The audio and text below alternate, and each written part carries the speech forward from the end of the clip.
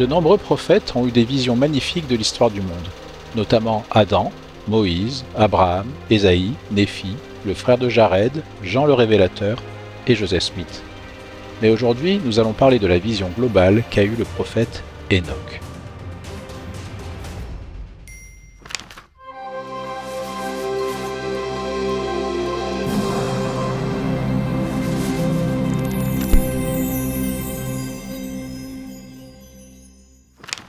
Se tenant au sommet du mont Siméon, Enoch voit les cieux s'ouvrir soudainement lorsqu'il parle face à face avec le Seigneur. Le Seigneur lui révèle alors dans une vision le monde sur une période s'étendant sur de nombreuses générations. Dans sa course folle, Enoch voit Adam et Ève et leur chute, et contemple toutes les générations jusqu'à l'époque du Christ.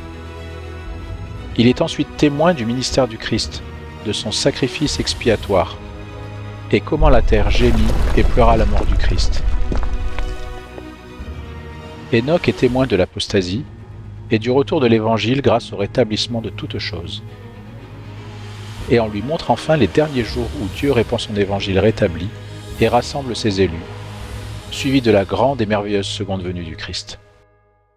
Ce type de vision est appelé panoptique, ce qui signifie voir tout. Tous les chefs de dispensation, ainsi que de nombreux autres prophètes, ont eu des visions panoptiques similaires du monde. Cependant, Enoch observe également Satan debout, menaçant, une énorme chaîne à la main qui voile la terre entière de ténèbres. Et Satan et ses anges se délectent de la méchanceté du monde alors qu'ils cherchent à nous lier, à nous détruire et à nous faire tomber.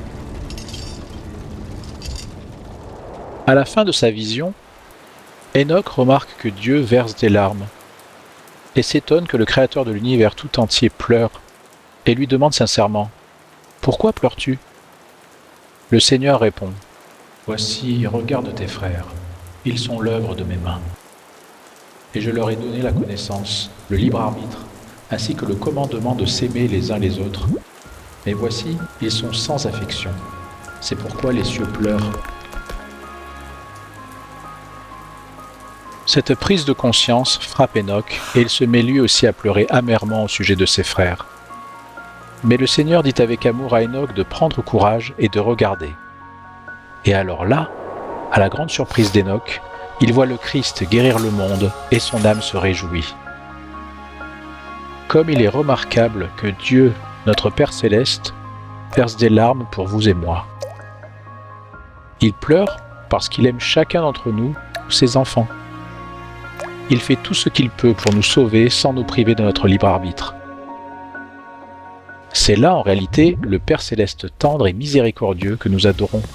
Il nous aime. Les prophètes à travers les âges, y compris ceux d'aujourd'hui, ont également pleuré pour nous. Ils sont les sentinelles sur la tour qui voient les dangers venir et nous en avertissent. Et quand nous rejetons leurs paroles, ils pleurent pour nous, leurs frères et sœurs bien-aimés, car ils savent quelles conséquences cela aura. En revanche, quand nous obéissons à ses commandements, Dieu et ses prophètes se réjouissent, et nous sommes remplis de joie. À un autre moment fort de la vision d'Enoch, il voit son peuple non pas dans son état actuel de méchanceté, mais comme le peuple juste qu'il deviendra finalement. Au verset 18, le Seigneur appelle son peuple Sion, parce qu'ils étaient d'un seul cœur et d'un seul esprit, qu'ils vivaient dans la justice et qu'il n'y avait pas de pauvres parmi eux. Alors en s'efforçant d'être un, cela signifie-t-il que tout le monde doit être identique, avoir la même apparence, agir de la même manière ? Bien sûr que non. Pensez maintenant à un grand orchestre. Une personne peut jouer du violoncelle, une autre de la grosse caisse, ou du trombone, ou de la harpe, ou du piccolo, et ainsi de suite. Mais chaque instrument est unique et différent. Cependant, aussi différent soit-il, lorsqu'ils s'unissent et œuvrent ensemble, ils créent un son harmonieux étonnant, car les musiciens suivent précisément le chef d'orchestre.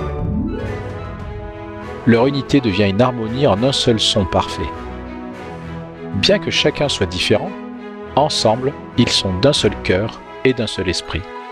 Ainsi, si notre objectif principal est de mener une vie harmonieuse, Nous pouvons y parvenir en aimant d'abord Dieu de tout notre cœur, de toute notre âme, de toute notre pensée et de toutes nos forces. Et ensuite, en nous aimant les uns les autres comme Dieu nous aime. Imaginez un monde où ces deux objectifs occupent véritablement la première place dans le cœur et l'esprit de chacun.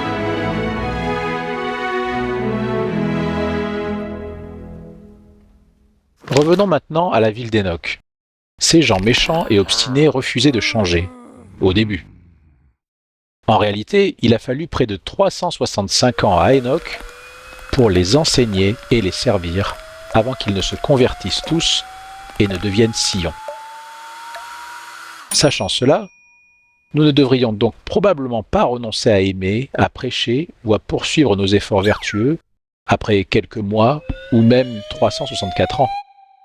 Car finalement, Enoch et tout son peuple ont vécu dans la justice et ont marché avec Dieu.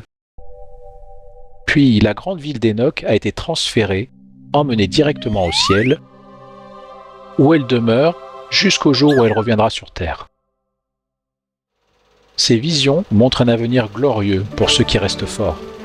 Alors, continuons, avec une espérance parfaite et un amour pour Dieu et pour tous les hommes, jusqu'à ce que nous atteignions la vie éternelle. La prochaine fois, nous apprendrons l'importance de suivre le prophète, même s'il semble construire une arche au milieu de nulle part.